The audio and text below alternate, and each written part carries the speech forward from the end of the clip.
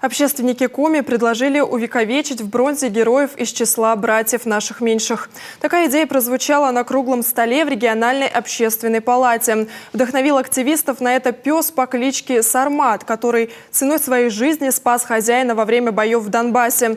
К слову, отважная овчарка еще и номинирована на премию «Мой ласковый и нужный зверь». Так называемый «Лохматый Оскар», которым отмечают четвероногих героев. Тему продолжит Павел Королев.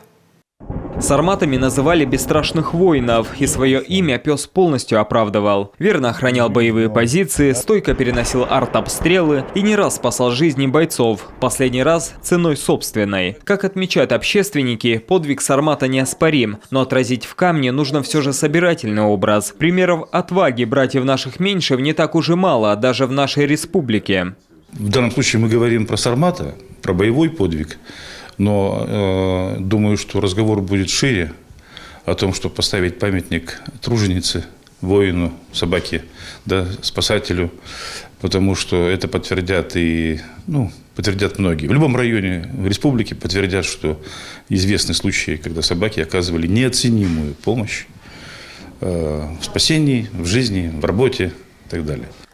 К слову, хозяин Сармата Андрей Мухин – ветеран МВД. И многие четвероногие герои – выходцы из этого ведомства. В полиции Коми служат более 100 собак, которые в прошлом году помогли раскрыть более 300 преступлений.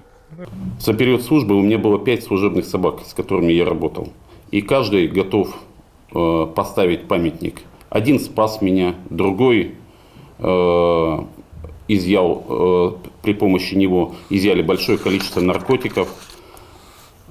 Третье раскрыло резонансное тройное убийство. Четвертое успешно выступало на соревнованиях.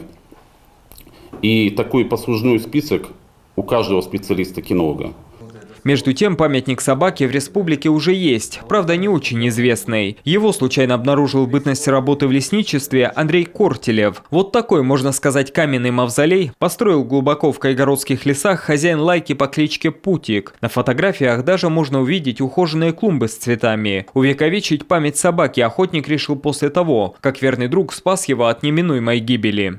По рассказам некоторых очевидцев, я так понимаю, сарафанное радио работает, там знакомый знакомого рассказал, что получается либо на охоте это было, либо просто встреча с медведем в лесу получилась. То есть собака на себя отвлекла, и медведя охотник уже там смог сделать решающий выстрел, но от полученных ран собака все-таки скончалась. Между тем, хозяин Сармата Андрей Мухин совместно с ветеранской организацией сам собирается установить памятник верному товарищу. С местом уже определились. Это площадка около школы в поселке Первомайский. У семьи Мухиных там дача, и пес любил играть с местными детьми. Даже ждал, когда прозвенит звонок с урока. Павел Королев, Олег Жуковский, телеканал Юрган.